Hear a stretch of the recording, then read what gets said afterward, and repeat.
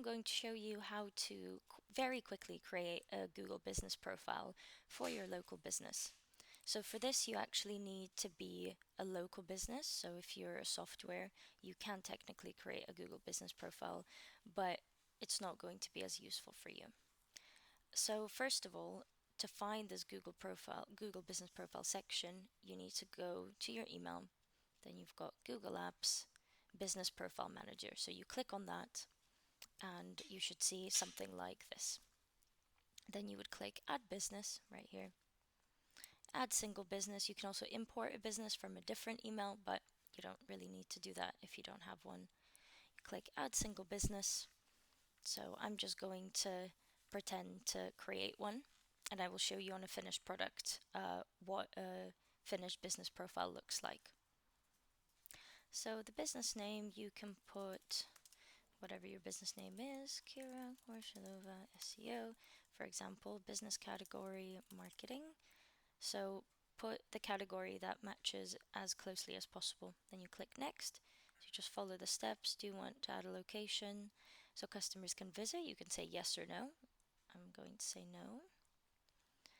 Where do you serve your customers? Let's say New York, for example. You can add multiple areas. Then you add your contact details. So search for United Kingdom or whatever your country is. And you input your number in here. So input your number. Obviously, I'm not going to do that right now. And your website. So you can click next.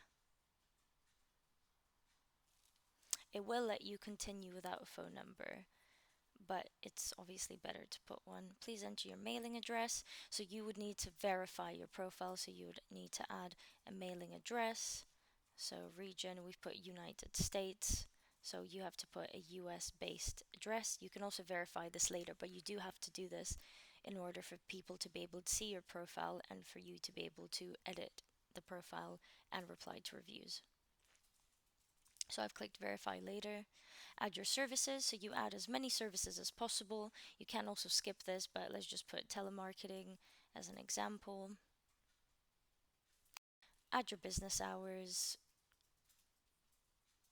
So let's do open 24 hours. Why not?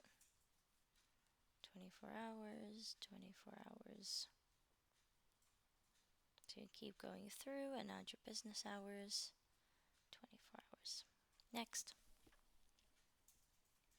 Add a description. So in this section, you want to try really, really hard to explain your business as well as possible.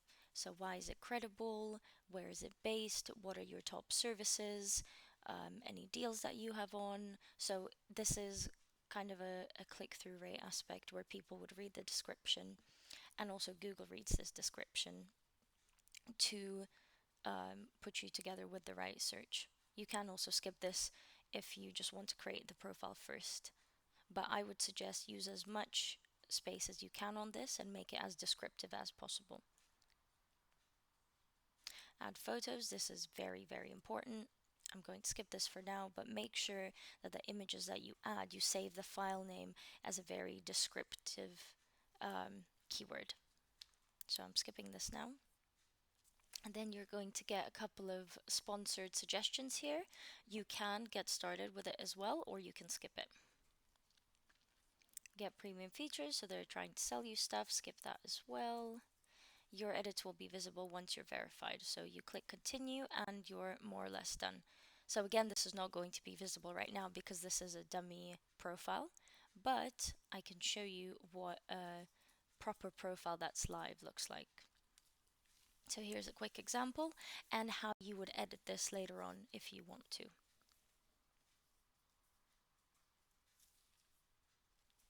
So when you are logged in with the email that you used to create the profile, you get to see this dashboard. So you can access this dashboard by Googling your business name while logged in with the email that you used to create the profile. Or if you go into the Google Apps and click here, it will come up. So this dashboard is very handy and you do want to make the best use of it. So it tells you your full customer interactions and you get an option to edit your profile right here. So if you click this, you want to fill in everything as much as you can. So the category, the description, the opening date, the phone number. You can put multiple, a primary and a secondary. Any chats that you have. For this one, you can have WhatsApp or text message. You don't have to have one, but it's always best to fill it out as much as possible.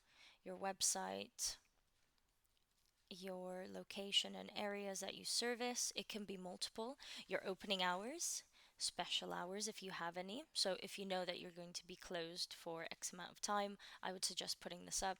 There's nothing more annoying than checking a Google business profile. It says open, you arrive there and it's actually closed. So you do this just to make it more convenient for the customer. Add more hours, so maybe you have something for the elderly or a happy hour if you're a food and drinks establishment, breakfast, drive through, and whatnot from the business. So there will be some questions that seem slightly irrelevant, but you do still want to fill them out. A lot of these will just be yes no questions, accessibility, amenities, crowd, parking, planning, appointment required or not required here, service options. So there will be a lot of languages to choose from. So this is quite handy if you're a multilingual business. You can choose those languages here. But again, even if English is the only language that you offer services in, I would suggest filling that out to say that you do not speak any other languages.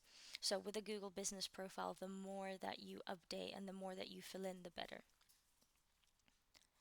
Then reviews, you can read and reply to reviews here. You can reply to them, get more reviews. So this gives you a link that you can actually send to your customers to leave you more reviews. You do want to make best use of this. Photos, so you can add lots of photos. As I said, they have to be very high resolution, and change the file name to the keyword or a description of the image, just so you don't have numbers and random characters, and you can upload it. So usually we don't suggest adding stock images. Make sure that they're originals as much as you can. For example, if you're an accountancy firm that works from home, you don't want to put photos of your house on there. So you can put anything else like your branded PDFs, your pricing structure, your services, and whatnot.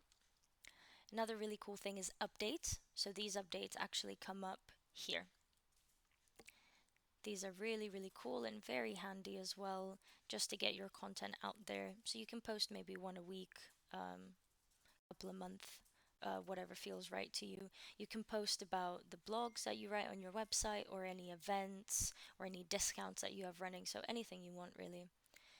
If you're a product-based business, you want to edit your products. If you're not a product-based business, do not add your products here. You add them in services. So this is actually a ranking factor. You want to add all of your services here. So we'll just say okay to this so I can show you the descriptions and the pricing. So something that's really handy, you've got things like commercial cleaning. You can add either a fixed price or a price starting from, or no price because it's free. So no price, free, fixed, and from. Commercial cleaning, or whatever your service is, the price from, and a little description. So this is very handy when people are looking for a specific service. Q&A, if you want to ask some questions that you think people might ask and answer them, and a booking platform section, so you can add a link where people can book directly. This is super handy. To see your performance, you can click on performance,